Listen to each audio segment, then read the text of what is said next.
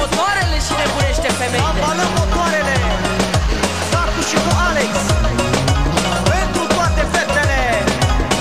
Am o mare pasiune să agăț gagicuțe bune. Cu fete de 7 stele trăiesc viața la plăcere. Și câte fete am agățat până nu mă reclamă. Astea două viața mea, mașina și femeia, mașina și femeia.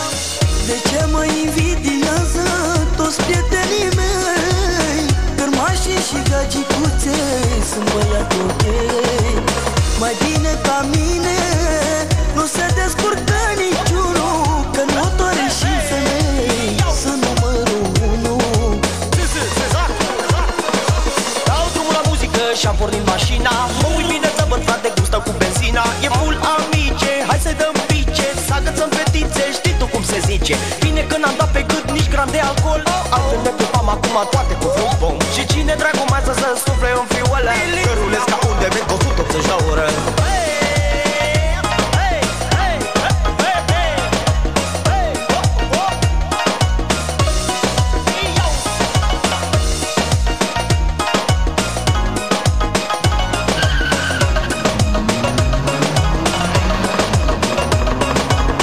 La mine găsești ce vrei, puștoi ce euro 3.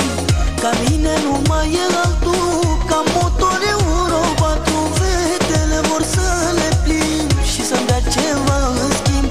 Că mașina mea e de fițe, aspirator de fetițe, aspirator de fetițe. De ce mă invidiază toți prietenii mei? Cărmașii și gagicuțe sunt băiat ok. Mai bine ca mine nu se descurcă niciunul, că motoare și femei sunt numărul 1.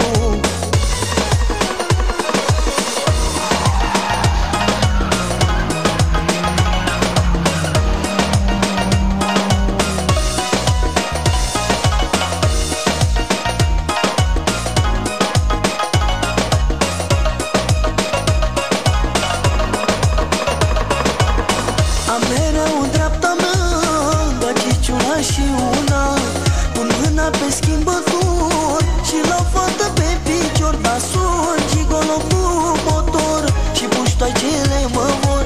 Pe câte eu le-am plimbat, niciuna nu mi-a scăpat, niciuna nu mi-a scăpat. De ce mă invidiază toți prietenii mei?